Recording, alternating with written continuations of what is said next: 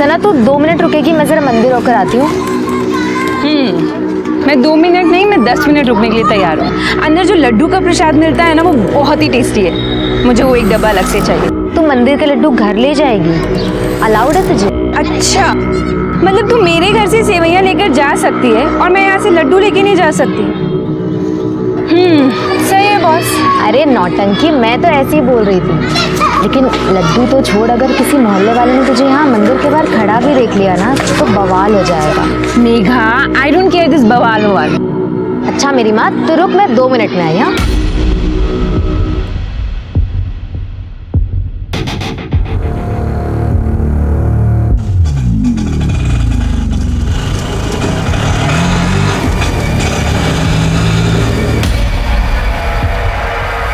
अरे सना मैडम, आप यहाँ? हाँ, वो मेघा के साथ में आई हूँ। लेकिन तुम यहाँ क्या कर रहे हो? मैं तो एक मंदिर में सवारी छोड़ने आया था, आपको खड़े देखा तो बस रुक गया। मेघा अंदर है ना, तो बस उसी का ही वेट कर रही हूँ। तो उनको भी आ जाने दीजिए, उनको भी छोड़ दूंगा। अरे नहीं, हम लोग पैदल निकल जाएंगे। तुम पैदल क्यों चले जाएंगे? अरे मैं हूं ना, और वैसे भी मुझे वहां से एक सवारी उठानी है। अरे चलिए ना मैडम, गाड़ी में वेट कर लो। आइए।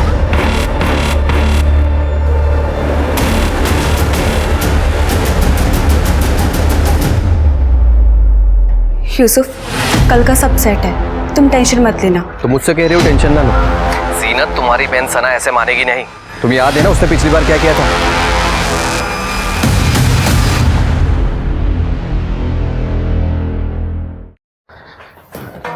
अरे वाह, मिठाई कहाँ से लाए बेटा? कुछ नहीं अब्बू, मैं मेघा के साथ मंदिर गई थी, वहीं से लेकर आई हूँ। बहुत थक गई हूँ मैं। देखो बेटा, हमने तुम्हें कभी भी कुछ भी करने से मना नहीं किया, ये तुम अच्छी तरह से जानती हो। इस तरह से दूसरे धर्म के लोगों के साथ पूजा पाठ में जाना, उसमें हिस्सा लेना, ये ठीक है। अब्बू देखो, पहली बात तो ये है कि मैं मंदिर के अंदर गई नहीं थी, और दूसरी बात ये है अगर गई भी हूँ तो उसमें गलत क्या है? कुछ गलत नहीं है बेटा, पर लोग तरह तरह की बातें करते हैं और हमें इन्हीं लोगों के साथ रहना है, और समझने की कोशिश करो। अब्बू समाज को तो आप छोड़ ही दीजिए, उनका बस चले ना वो हमें सांस लेने में भी पाबंदी लगा दे। मुझे लड्डू अच्छे लगते हैं, मैं इसलिए लेकर आ गई बस। छोड़िए भी ना, बच्ची है और आपको पता है इसे लड्डू कितने पसंद है। रूबीना, कल सना के साथ चली जाना, मुझे कुछ काम है। कहाँ जाना है? हाँ बताओ जरा इन्हें। एक घूमने के लिए हमेशा रेडी रहती है ना? वो आपा कॉलेज जाना है फॉर्म भरने के लिए। हाँ तो फिर मैं चलूंगी ना, वहाँ पर ना चाट मिलती है और वो बहुत ही ज्यादा टेस्टी है। कल वहाँ से पैक करा के भी लेकर आएंगे सबके लिए। ठीक है, कल चलेंगे।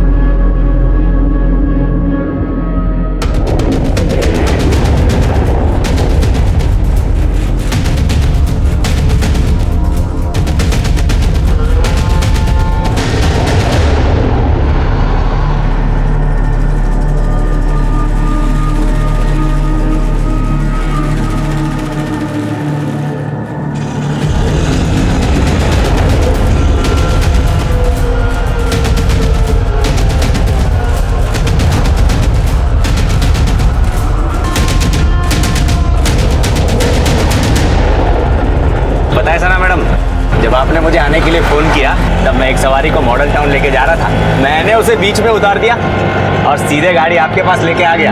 अरे सवारी क्यों छोड़ी? तुम हमको बता देते, हम दूसरा ऑटो ले लेते। ऐसे ही मैडम बस। रूबीना, एक बात बता, इस बार क्या कॉलेज में ऑनलाइन फॉर्म नहीं मिल रहे थे? आए तो है। आए हैं तो फिर हमने ऑनलाइन क्यों नहीं भरे? हमने तो कहा था, पर जीनत आपा ने कहा कि कॉलेज में जाकर भर कर आओ। तुमने कहा था? हाँ, पर जीनत आपा ही नहीं मान रही। आपको ये निकाह कबूल है? क्या हो रहा है यहाँ पे? हाँ सना, तो इतनी जल्दी वापस कैसे आ गई? आपने मुझे इसलिए बाहर भेजा ना, ताकि अपनी जिंदगी बर्बाद कर सके इस यूसुफ के लिए। सना, इन सब में मत पड़ो, तुम बड़े जिंदा है घर के। अब उस जीनत आपा को तो दिख नहीं रहा कि उनके साथ क्या गलत हो रहा है, लेकिन आप और अम्मी आप भी। देखो सना, बहुत हो गया है। ये मेरा और मेरी बीवी के बीच का मामला, इसमें ना ही पड़ो तो अच्छा है। अच्छा, तुम्हारा और तुम्हारी बीवी के बीच का मामला है। तुम भूल गए 3 तलाक दे चुके हो तुम आपा को। कोई तलाक नहीं दिया है किसी ने किसी को। आपा अगर तलाक नहीं दिए तो ये हलाला की जरूरत क्यों पड़ रही है? हाँ? सना, तू समझने की कोशिश क्यों नहीं कर रही है? मुझे मेरे घर लौटना है। आपा अगर आपको घर लौटना है ना तो आप ऐसे ही लौट जाइए। इन सब की क्या जरूरत है? हाँ? क्योंकि ये गलत है। गलत है? कहाँ लिखा है ऐसा? हाँ, दिखाइए जरा, मैं भी पढ़ती हूँ। तारिक साहब, लगता है आपने अपनी बेटी को कुछ ज्यादा ही पढ़ा दिया है। अब वो आपको दिख नहीं रहा कि ये सब गलत हो रहा है? क्या गलत है और क्या सही मुझे नहीं देखना है। जीनत अपने घर जाए, इसी में हम सबकी भलाई है। वो यहाँ इस घर में रहेगी, अपना घर छोड़कर तो मैं किसके घर जाऊंगा? तुम्हारा और रूबीना का रिश्ता लेकर। सायरा, अंदर ले जाओ इसे। अम्मी मेरी बात तो सुनिए। क्या हो रहा है? वो सर, नया बिजनेस शुरू किया था तो कुरान खानी रखी थी घर में। पर आप यहाँ कैसे? हमें खबर मिली है कि 3 तलाक और हलाला का मामला है। नहीं सर, जिसने भी आपको ये खबर दी वो गलत है। बिल्कुल सही खबर दी है। यहाँ पे जीनत आपा का हलाला हो रहा है। सना, जाओ अपने कमरे में जाओ, ले जाओ। वो मेरी बात तो समझिए। कोई कहीं नहीं जाएगा। हाथ छोड़िए इसका। मौलाना जी, आप बताइए सच्चाई क्या है? जी, मैं तो वही कर रहा था जो तारिक साहब ने मुझे कहा था। शर्मा, पूजा, सबको पुलिस स्टेशन ले चलो। देखिए, नो, लेके चलो। चलो।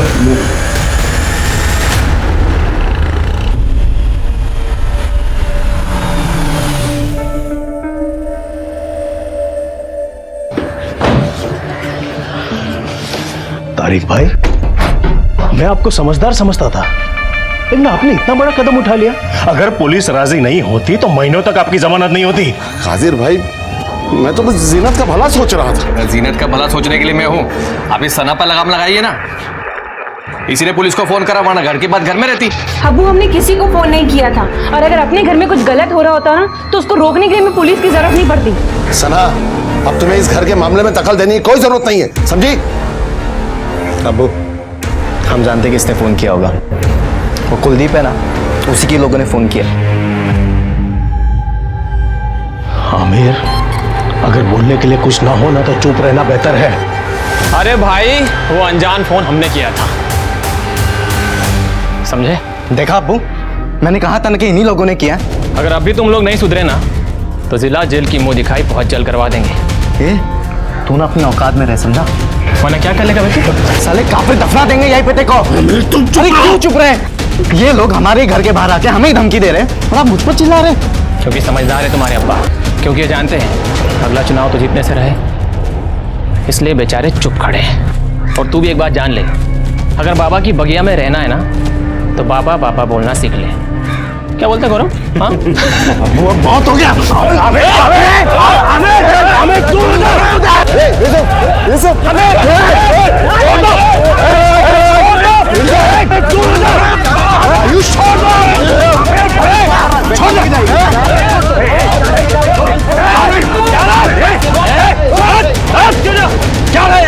क्या झगड़ा है? इतना सेंसिटिव एरिया है ये, यहाँ एक छोटी सी बात भूसे के ढेर में आग लगाने जैसी है, और आप लोग झगड़ा कर रहे हैं, फसाद कर रहे हैं यहाँ पे। और आपको कितना टाइम हुआ है पुलिस स्टेशन से आए हुए? देखिए इंस्पेक्टर साहब, कोई फसाद की बात नहीं थी। ये कुलदीप का बेटा आयुष, सब उसी ने शुरू किया। ये शुरू चाहे किसी ने भी किया हो, अब इसे खत्म हम लोग करेंगे। चलिए सब लोग को अरेस्ट कीजिए, अंदर लीजिए। इंस्पेक्टर साहब, उसकी जरूरत नहीं पड़ेगी। बच्चे हैं, इनसे गलती हो गई, हम लोग आपसे माफी मांगते हैं। जी कादिर जी, कुलदीप जी, आप इतने सीनियर लोग हैं, मैं ये बोलना नहीं चाहता हूँ, लेकिन मुझे अपने एरिया में कोई भी दंगा फसाद नहीं चाहिए, कम से कम चुनाव तक तो बिल्कुल भी नहीं। आप लोग समझ गए? प्लीज अपने अपने घर जाइए, जाइए आप लोग। क्या जरूरत थी तुझे उनके झगड़े में पड़ने की? क्यों किया पुलिस को फोन? मैंने नहीं किया था फोन पुलिस को। तुमने खुद कहा सबके सामने कि तुमने पुलिस को फोन किया था। वहाँ बोल दिया तो बोल दिया, लेकिन मैंने कोई फोन नहीं किया था। फिर किसने किया फोन? मुझे क्या पता पापा, अब हमेशा मुझ पर चिल्लाते रहते हैं।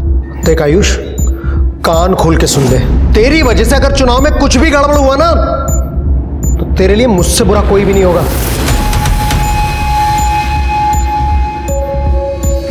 समझा अपने भाई को।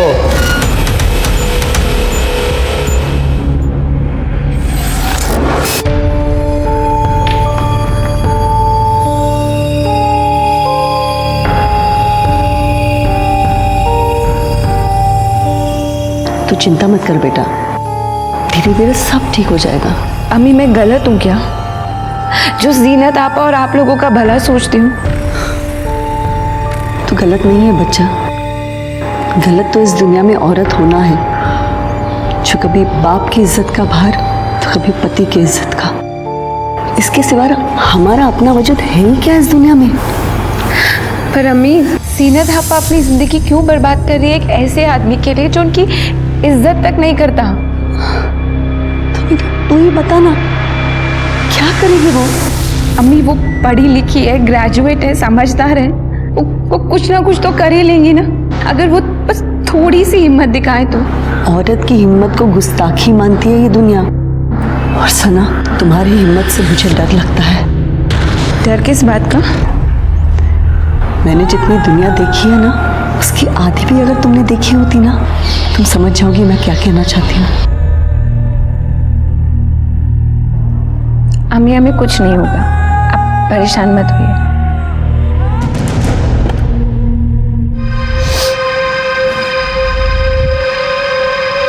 तुम मेरे फोन के साथ क्या कर रही हो? कुछ नहीं आपा, बस ऐसे ही आपका फोन। आपा मैंने आपका कमरा भी साफ कर दिया।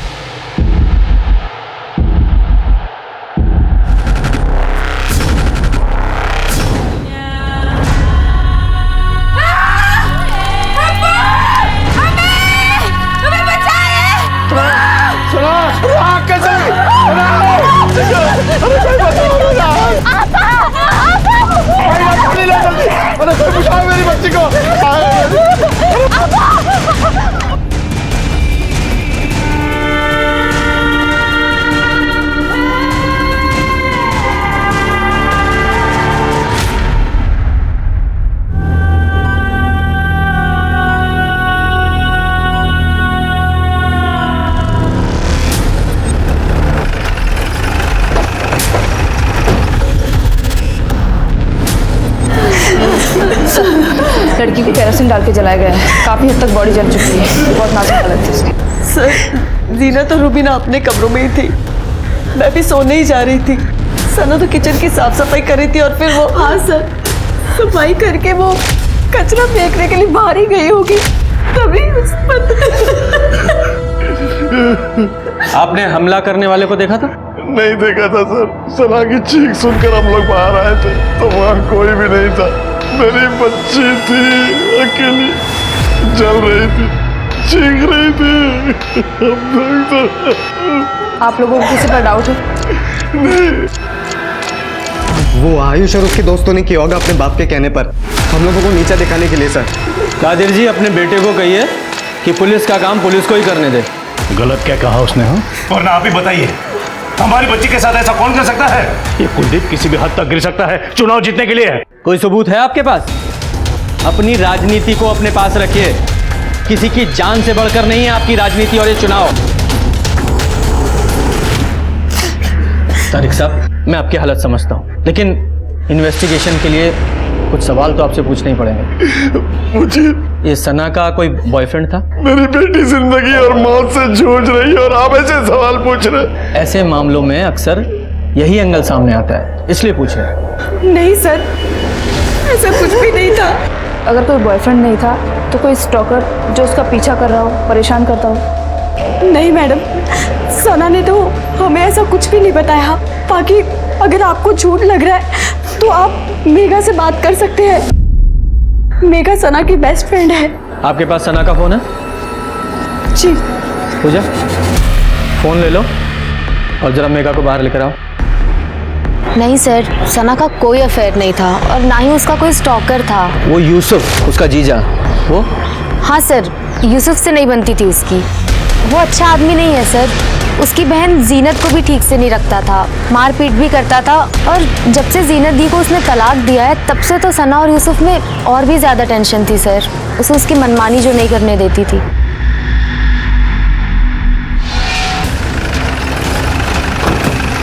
सर, क्राइम सीन को सिक्योर कर लिया है। थोड़ा तनाव का माहौल था तो फोर्स भी बढ़ा दी गई है। Very good.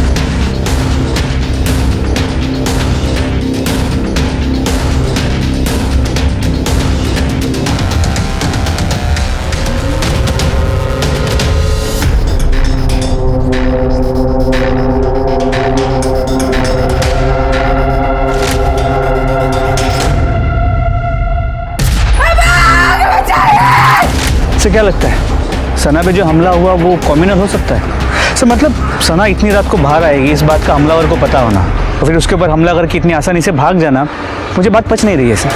अब ये मामला पर्सनल है या कम्युनल जो भी है, लेकिन इस बेचारी सना के साथ तो बहुत बुरा हुआ ना। वो देखो CCTV फुटेज कलेक्ट करो, तब तक मैं इस कुलदीप से बात करके आता हूँ। सर देखिए इंस्पेक्टर साहब, आप मेरी बात का विश्वास कीजिए, हमारा इस सब से कोई लेना देना नहीं है। सच बात तो यह है कि मैं खुद डरा हुआ हूं कि कहीं गलती से भी इसमें मेरा नाम आ गया तो मैं तो जीता हुआ चुनाव हार जाऊंगा। उनके घर में कम मसले हैं जो उन्हें किसी बाहर वाले की जरूरत पड़ेगी। कैसे मसले? क्या मतलब है आपका? सर मतलब ये है कि उन लोगों के हिसाब से ना सना बहुत ही ओपन माइंडेड लड़की थी और उसके अपने लोगों को उसका रहन सहन पसंद नहीं था, इसलिए सब। जो बोलना है खुल के बताओ। दरअसल यूसुफ, आपकी पिछले दिनों उसी से मुलाकात भी हुई होगी, आप उससे क्यों नहीं पूछते?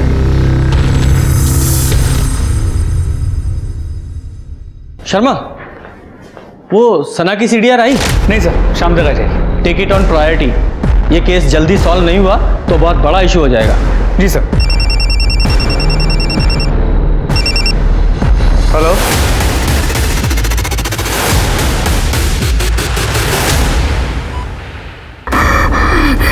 हाँ बोल बेटा, बोल बेटा, किसने किया है सब? तूने देखा उसे? हाँ बोल। हाँ बोल बेटा। सना डॉक्टर, कोमा में जाने से पहले हमने रिकॉर्ड किया था। जब ये होश में आई थी तो आपने हमें इन्फॉर्म क्यों नहीं किया? फोन नहीं कर सके सर, परेशान थे, पर वीडियो तो रिकॉर्ड किया है ना हमने। अब जाके अरेस्ट कीजिए उन लोगों को। तारिक साहब, वीडियो में कुछ भी क्लियर नहीं है, ऐसे कैसे अरेस्ट कर लें किसी को भी? सर वो क्लियर तो बोल रही है साफ साफ कुलदीप का बेटा, और कुलदीप का सिर्फ एक ही बेटा आयुष। आप जाइए, पकड़िए उसको, तोड़िए, सब बोल देगा वो। तुम्हारी और आयुष की कोई पर्सनल दुश्मनी है? सर वो क्लियर कट नाम ले रही है सना। किसी का भी नाम नहीं लिया है उसने, सिर्फ कुछ कह रही है जो समझ में नहीं आ रहा है। ये जो आप कर रहे हैं ना, ये मैं होने नहीं दूंगा। क्या कर रहे हैं हम लोग, और आप क्या नहीं होने देंगे? बचा रहे हैं कुलदीप और उसके बेटे को। क्या दिया है उन लोगों ने आपको जो आपको ये सब करना पड़ रहा है? देखिए, हमें ना ही किसी ने कुछ दिया है और ना ही हम किसी को बचाने की कोशिश कर रहे हैं। हम लोग सिर्फ अपनी इन्वेस्टिगेशन कर रहे हैं और जब तक हमलावर पकड़ा नहीं जाता हमारे लिए सब बराबर हैं, समझिए आप। तारिक साहब, यूसुफ, जरा मेरे साथ बाहर आइए, आप लोगों से कुछ बातें करनी है। मेरी बेटी के साथ इतना बुरा हुआ है और अब हम ही पे ब्लेम कर रहे हैं। तारिक साहब, उसकी कई वजह हैं, क्योंकि सना के तौर तरीके आपको पसंद नहीं थे। इसके अलावा वो बहुत आज़ाद ख्याल की थी, दूसरे धर्मों के लोगों के साथ मेलजोल था उसका, और सबसे बड़ी बात, जीनत को बचाने के लिए आपको उसने थाने तक पहुंचा दिया था। गलत है ये, जिसने भी कहा है आपसे। आपकी और सना की बातचीत तो बंद थी ना, जीनत और इस यूसुफ को लेकर। हाँ, नाराज था मैं, मगर ऐसे थोड़ी ना कर सकता हूँ उसके साथ। आखिर बेटी है वो मेरी। और यूसुफ, तुम क्या कहना चाहते हो इस बारे में? सर ये बात सही है कि सना और मेरी नहीं बनती थी, लेकिन ना चाहते हुए भी हम दोनों एक दूसरे की फैमिली का हिस्सा है नहीं थे, भूल गए? जीनत को तलाक दे चुके हो तुम। सर वो गुस्से में हो गया था और मुझे इस चीज़ से फ़र्क नहीं पड़ता। मैंने तो जीनत को मना किया था कि ये बात किसी को बताना मत, लेकिन सर उसने मेरी सुनी नहीं। वो बहुत ज़्यादा मजहबी है। जीनत चलो घर चलो, किसी को कुछ बताने की ज़रूरत नहीं। क्या पता चलेगा किसी को? अल्लाह को तो पता है ना, या उनसे भी छुपा लेंगे आप। चलो घर चलो। मना कर रही है ना वो, तो भी क्यों पीछे पड़े उनके? और वैसे भी कोई पलकों पे नहीं बिठा के रखा तुमने उन्हें। सना ये हमारा मियाँ बीवी का मामला है, तुम बीच में ना ही पड़ो तो ज़्यादा अच्छा है। तुम्हारी बीवी से पहले आप आए वो मेरी, फिक्र है मुझे उनकी।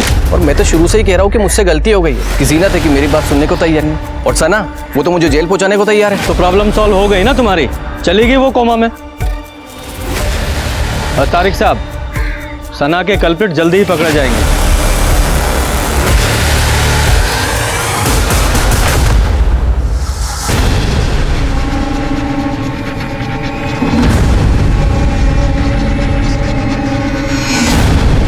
अंधेरा इतना है ना, हमलावर की शक्ल भी दिखाई नहीं दे रही है। और सर हमलावर जहाँ से भागा वहाँ पीछे मैदान है, फिर रात में खाली होता है।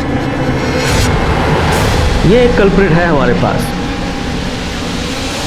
तो कहाँ से आया, कहाँ भागना है, ये सब प्लान करके किया उसने। सर सना को मारने का मोटिव यूसुफ के पास है, और देखा जाए तो तारिक के पास भी।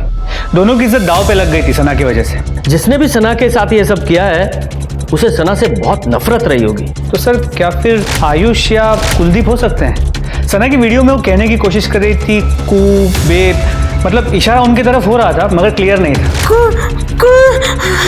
लेकिन आयुष या कुलदीप पर हाथ डालने के लिए सबूत कहाँ है हमारे पास? सर जीनत के हलाला के लिए जो निकाह हो रहा था उसकी इन्फॉर्मेशन पुलिस को देने वाले कॉलर की आइडेंटिटी ट्रेस हो गई है। किसने फोन किया? फोन क्यों किया था तूने? क्या लगते वो तेरे को रंजिश है उनसे? ऐसा कुछ नहीं है सर, मेरा उनसे कोई लेना देना नहीं है। फिर इतना ख्याल क्यों रख रहा था उनका तुम? सर हम तो कब से घात लगा करके बैठे थे कि मौलाना उनके घर जाए और हम पुलिस को कांटेक्ट करें, और आयुष के कहने पर ही मैंने कॉल किया था। लगता है तारिक साहब आज ही खेल करेंगे मौलाना नासिर के साथ मिलकर। चल फोन निकाल पड़ा अपना। और आयुष के पापा चुनाव हार गए थे कादिर से, और सना के पापा ने भी बहुत मदद की थी उनके चुनाव हरवाने में, और इसी की वजह से आयुष को खुन्नस थी, इसलिए बस उसने मौका देखा और चौका मार दिया। उसके अलावा मुझे उसके बारे में कुछ नहीं पता है सर।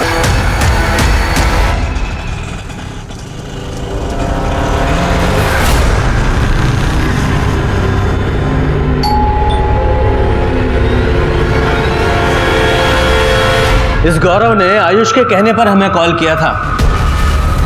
एक बार बातचीत तो बनती है इस आयुष से, लेके आओ जरा से। सर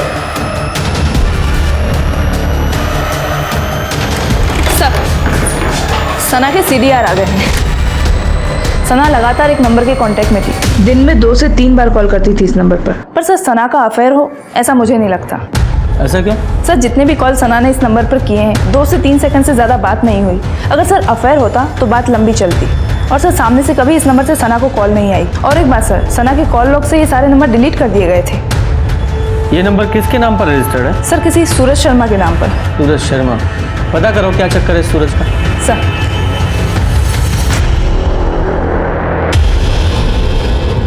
डॉक्टर आप लोग कुछ बताते क्यों नहीं? मेरी बच्ची कब ठीक होगी? देखिए हम अपनी तरफ से पूरी कोशिश कर रहे हैं। अब सना की बॉडी कैसे रिस्पॉन्ड करती है सब कुछ उस पर ही डिपेंड करता है।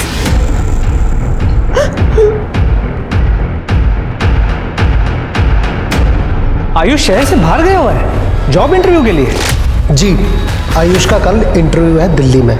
और आप उसको क्यों ढूंढ रहे हैं? मैंने आपसे कहा ना कि उसने कुछ नहीं किया।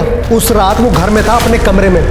आप खामखा उस पर शक कर रहे हैं। शक हम नहीं, आप पैदा कर रहे हैं इस तरह अपने बेटे को शहर से बाहर भेजकर। और आपकी जानकारी के लिए बता देता हूँ, आपके बेटे आयुष ने ही जीनत की दूसरे निकाह का टिप पुलिस को दिया था।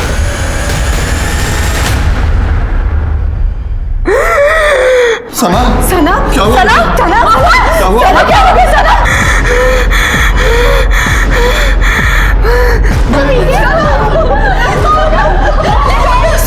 मुझे चेक करने दीजिए। एक्सक्यूज मी, आप लोग बाहर जाइए, इन्हें बाहर लेकर जाइए।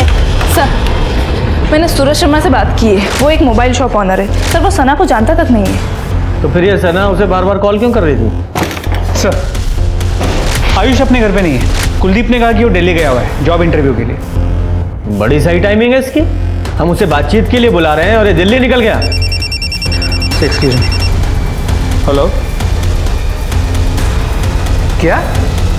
ठीक है सर। सना की फैमिली ने सना का वीडियो मीडिया में लीक कर दिया है, ये कह के कि पुलिस अपराधियों का साथ दे रही है।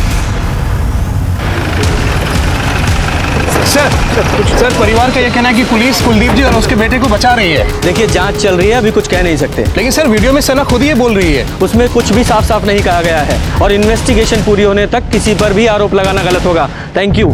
सना एक ऐसी लड़की थी जो कुछ गलत होते हुए नहीं देख सकती थी, जो सही को सही और गलत को गलत बोलने की हिम्मत रखती थी, जो दुनिया के खिलाफ लड़ने की ताकत रखती थी। क्या उसकी यही हिम्मत, यही ताकत किसी की आंखों में चुभ गई थी? सना का कोई अफेयर नहीं था, तो फिर इतने सारे 2-3 सेकंड से फोन कॉल्स किसे और क्यों किए गए? आखिर सना की फैमिली को वीडियो मीडिया में रिलीज करने की इतनी जल्दी क्यों थी, जबकि वीडियो में कुछ भी क्लियर नहीं था? उसका परिवार आयुष और कुलदीप पर लगातार इल्जाम लगा रहा था, जिसने 2 कम्युनिटीज के बीच टेंशन को भी हवा दे दी थी। क्या इस केस की सतह में कुछ और गहराई में कुछ और था?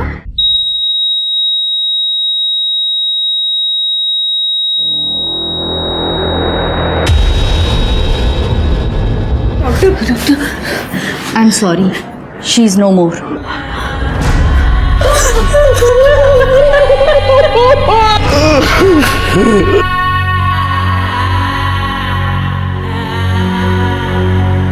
अम्मी हमें कुछ नहीं होगा, आप परेशान मत होइए।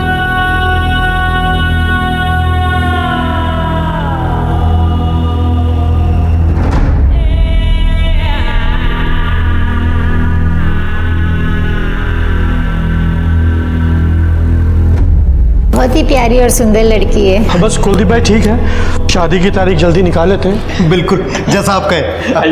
भाई साहब एक बार डेट तो फाइनल हो जाए, फिर देखिए अपनी बेटी को कैसे धूमधाम से विदा करते हैं। कुलदीप भाई आप बिल्कुल टेंशन मत लो, सब ठीक ठाक हो जाएगा। जान ले ली मेरी बच्ची। भाई साहब छोड़िए भाई साहब। क्या बिगाड़ा था उसने? मेरी बच्ची ने क्या बिगाड़ा? छोड़िए सब, अब घर चलिए, आपकी तबीयत बहुत खराब है, चलिए चलकर आराम कीजिए। यहाँ तो बच गया तो पैसे की ताकत के दम पे, ऊपर वाले को क्या जवाब देगा तू? अब चलिए, बच्ची को मार डाले, मेरी बच्ची को मार डाले। सर एक इन्फॉर्मेशन मिली है जो सना की दोस्त मेघा बताना भूल गई। क्या बताना भूल गई? सर कुछ महीनों पहले सना के लिए एक शादी का रिश्ता आया था, जिसे सना ने मना कर दिया। किसका रिश्ता? तो तुम सना से शादी करना चाहते थे और जब सना ने शादी करने से इनकार कर दिया तो मार डाला उसे और सारा इल्जाम कुलदीप और उसके लोगों पे लगा दिया। क्यों? सर ये बात आपको किसने कही? किसी ने भी कही हो, पर सच है ना? सर सच है, लेकिन आधा सच है। तो पूरा सच तू बता दे। सर हम तारिक अंकल के पास गए थे निकाह की बात करने के लिए, लेकिन सना को लेकर नहीं, रुबीना के लिए। मुझे रुबीना से शादी करनी है। आमिर बेटा, शादी तो हमें भी करनी है रुबीना की, पर सना बड़ी है रुबीना से, तो पहले उसके लिए लड़का ढूंढकर उसकी शादी के बारे में सोचना होगा। अब्बू ये क्या कह रहे हैं आप? अगर आप नहीं होती तो आप मेरी शादी कर देते इनसे। रुबीना, अब्बू बात कर रहे हैं ना, बीच में क्यों बोल रहे हो? नहीं आंटी, इसमें रुबीना की भी रजामंदी ज़रूरी है।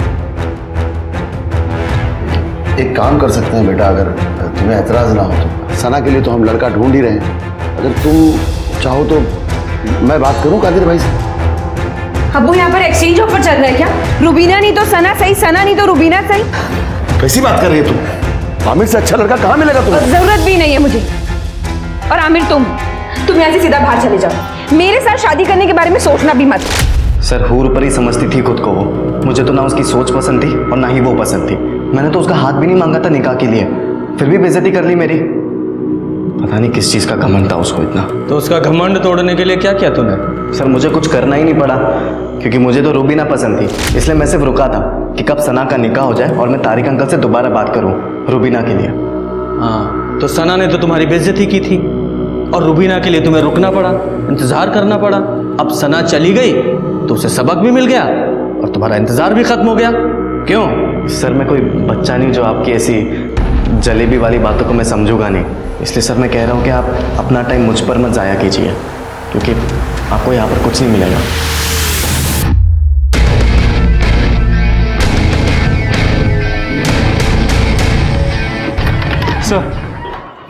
सर मैं सीसीटीवी फुटेज को डिटेल में रीचेक कर रहा था तो एक चौंकाने वाली बात सामने आई। सर ये देखिए, ये रूबीना कर क्या रही है? सर अब आगे देखिए।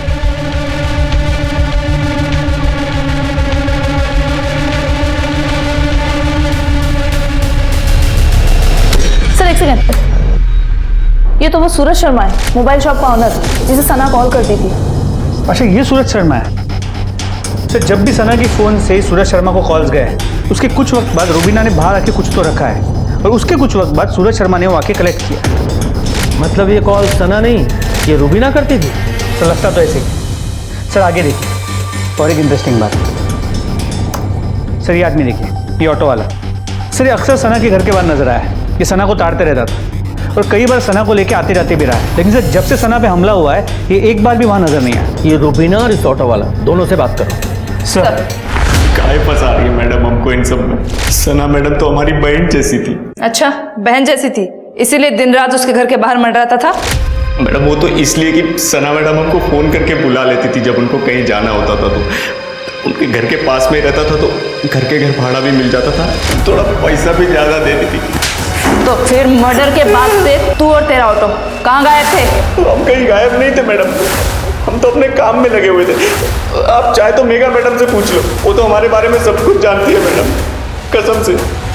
सर ने जब रूबीना के बारे में पूछा तो मैं उसे बुलाने के लिए उसके कमरे में गई, लेकिन वहाँ जाकर देखा वो वहाँ थी ही नहीं। लॉकर से 50,000 रुपए और गहने भी गायब।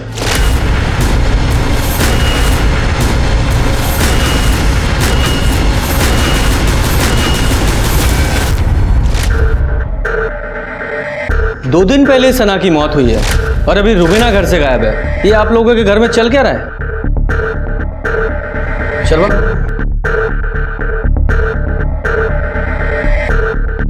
इस लड़के को जानते हैं आप लोग?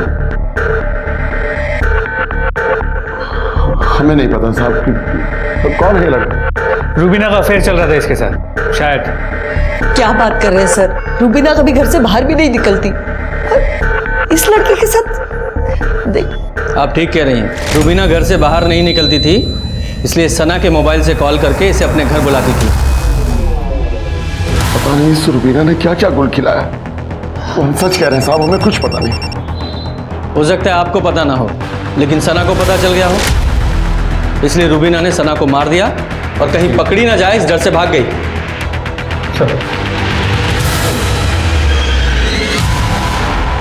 सर ऑटो वाले के बारे में मेघा से बात हुई, उसने कंफर्म किया है कि वो और सना दोनों उसे अच्छे से जानती और रेगुलरली उसी के ऑटो में आती जाती थी। पूजा, इस ऑटो वाले पे नजर रखो, क्योंकि इस तरह के लोग ही अक्सर छुपे हुए आशिक निकलते हैं।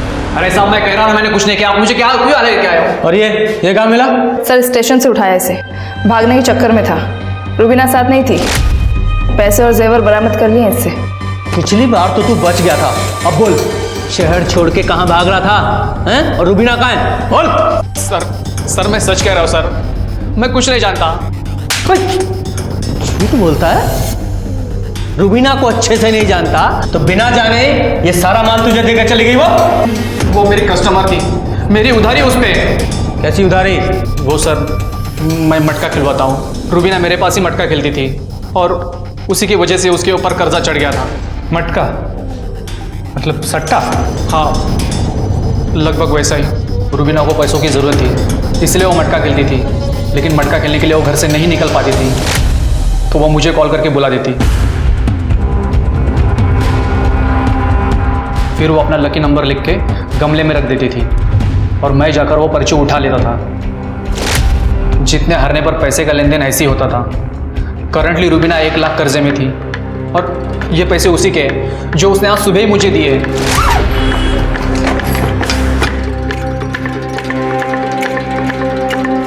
अच्छा तो तू ये कह रहा है कि रूबीना इतनी ईमानदार थी कि भागने से पहले तेरा सारा कर्जा चुका के भागी? साले बेवकूफ समझता है हमें? नहीं सर, मैं सच कर रहा हूँ। उसको मेरी ज़रूरत थी, इसलिए वो मेरे पास आई थी पैसे देने। ऐसी कौन सी जरूरत थी उसकी जो तेरा कर्जा उतारे बिना पूरी नहीं हो सकती थी? सर, उसे दिल्ली की टिकट चाहिए थी और वो किसी से कह भी नहीं सकती थी, इसलिए उसने मुझे कहा था कि मैं इस काम में उसकी मदद करूँ। दिल्ली? सर, दिल्ली में तो आयुष का भी जॉब इंटरव्यू था। सर मैं बार बार फोन लगा रहा हूं पर उसका फोन ही नहीं लग रहा। लगेगा भी नहीं। हमने पता किया है, आपके बेटे आयुष का कोई इंटरव्यू नहीं है दिल्ली में। और तारिक साहब, आपकी बेटी रुबीना, वो भी आज सुबह की ट्रेन पकड़कर दिल्ली के लिए निकल रही है। तो अभी भी छुपाएंगे आप लोग या साफ साफ बताएंगे कि आयुष और रुबीना के बीच क्या चल रहा था?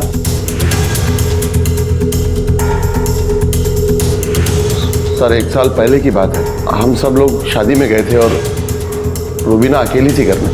किसी वजह से हमें रास्ते से ही वापस लौटना पड़ा और जब हम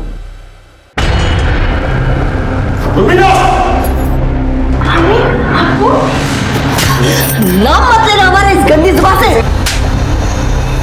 तुम्हारी हिम्मत कैसे हुई यहाँ आने की? अंकल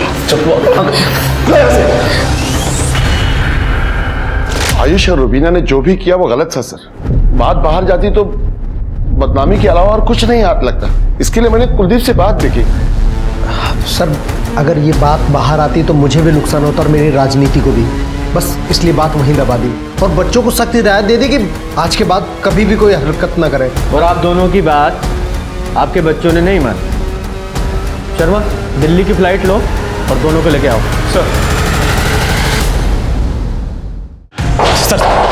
सर, आपको भले ऐसा लगे कि हम दोनों ने सना को मारा है, लेकिन ऐसा कुछ नहीं है सर। हम दोनों तो इसलिए भागना चाहते थे ताकि इन सबसे दूर जा सके। अपने घर में कैदियों की तरह हम जिंदगी गुजार रहे थे। ठीक एक सलाह पाई थी जो मैं समझती थी सर। आज के बाद तुम घर से बाहर नहीं निकलोगी, समझी? हमें आप बाहर चलिए, मैं समझाती हूँ उसे। हम यहाँ बाहर चलिए। मैं बहन बन के नहीं बल्कि एक दोस्त बन के तुमसे एक बात कहना चाहती हूँ और समझना मेरी बात को। आयुष और तुम अभी बच्चे हो दुनिया के हिसाब से। पहले तुम दोनों अपनी पढ़ाई पूरी कर लो, कुछ बन जाओ, और उसके बाद अगर तुम साथ में रहना चाहो तो अगर घर में कोई साथ दे या ना दे, मैं हमेशा तुम्हारे साथ हूँ। सना बस आई थी सर, लेकिन हम रुक नहीं सकते थे। हमारा दम घुटता था वहां पर। सिर्फ इसीलिए पैसे जोड़ने के लिए हमने मटका खेलना शुरू कर दिया सर। लेकिन वहां भी हमारा नुकसान हो गया सर। जब हमें पता लगा कि आयुष का नाम बार बार इस केस में आ रहा है तो हमने सर भागना ही सही समझा। हमने सनाहोपा को नहीं मारा। ये सना के मरने से आयुष को तो कोई फायदा होने वाला था नहीं, और वो तारिक, उसकी बदनामी की वजह वो रुबीना थी, सना नहीं। सर तो फिर हमारे पास 2 ही सस्पेक्ट बचते हैं, यूसुफ और आमिर। सर या फिर जीनत भी हो सकती है क्योंकि सना उसके रास्ते का भी रोड़ा बन गई। लेकिन सना ने वीडियो में उनका नाम क्यों नहीं लिया? वीडियो फिर से चलाओ।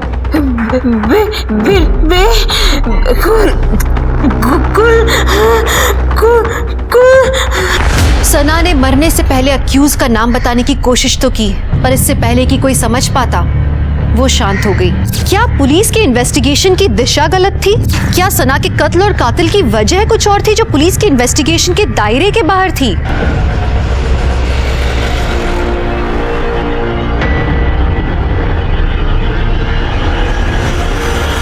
साहब यूसुफ, जिन्नत और तारिक और कुलदीप के साथ साथ आयुष का भी पूरा भूगोल हिस्ट्री खोल डाला साहब, लेकिन कुछ नहीं मिला। एक लड़की को कोई इतनी बुरी तरह से जला के मार देता है तो तू कहते कोई सुराग नहीं मिला। साहब सना के साथ जो हुआ उसे लेकर दोनों पार्टियां बैठ के बातें कर रही है। मुझे तो लगता है आने वाले चुनाव में मामला पलट सकता है। लोग इकट्ठा हो रहे हैं, बैठकें हो रही है सर, कस्में खाई जा रही है लड़की का बदला लेने के लिए। लेकिन सर इन बैठकों में एक लड़की को नोटिस किया है जो हर जगह आता है। कौन? बोलो। सर मैं, गौरव और आयुष हम तीनों दोस्त थे। गौरव ने मुझे बताया था रुबीना और आयुष के बारे में। यार ये रुबीना है ना, हमको बहुत अच्छी लगती है। सोच रहा हूँ कि अब्बू को बोल के इसी से निकाह कर लूँ। अरे भाई, उससे निकाह की सोचेगा तो कुंवारा ही रह जाएगा तू। क्यों? आयुष से सेठ है वो, तुझे तो घास भी नहीं डालेगी। सर मुझे इस चीज़ से बहुत बड़ा झटका लगा था, ये सुनकर के आयुष और रुबीना एक साथ है। इस चीज़ की चिड़चिड़ थी मुझे, और चुनाव के वक्त मेरे और आयुष के बीच में झगड़ा थोड़ा बढ़ गया था सर। बस सर, एक तरफ चुनाव खत्म हुए और दूसरी तरफ आयुष और रुबीना के बारे में उनके घर वालों को पता चल गया। आयुष तो घर से बाहर ही नहीं निकल पाता था और मेरा तो खर्चा ही चलता था आयुष के पैसों पर। और फिर पैसों के लिए सर मैं आमिर पर डिपेंड हो गया और इसने अपना एक मैसेज रुबीना तक पहुंचाने के लिए कहा कि रुबीना अपनी धर्म में शादी करे आमिर के साथ। और सर ये मैसेज मैंने रुबीना तक पहुंचाया भी। और तेरा ये मैसेज, ये आमिर का ये मैसेज, और उसने मना कर दिया और आमिर तेरा खर्चा बंद ना कर दे इसलिए तूने ये कांड कर दिया। नहीं सर, मैंने कोई कांड नहीं किया है। तो फिर दिखाओ जरा। ये तेरा हुडी तेरा है, ये तेरे घर से मिला है उस रात जो तू पहन कर गया था। और झूठ मत बोलना, सीसीटीवी में ये साफ दिखाई दे रहा है। बोल। सर मैंने इसे ऐसा कुछ भी करने को नहीं कहा था। ये खुद ही कर क्या जो कर क्या। मुझे तो इन चीज़ों की भनक भी नहीं है सर, और मैं सच कह रहा हूँ मेरा कुछ लेना देना नहीं है इन चीज़ों से। तेरा लेना देना नहीं है, तेरे अब्बू का तो है।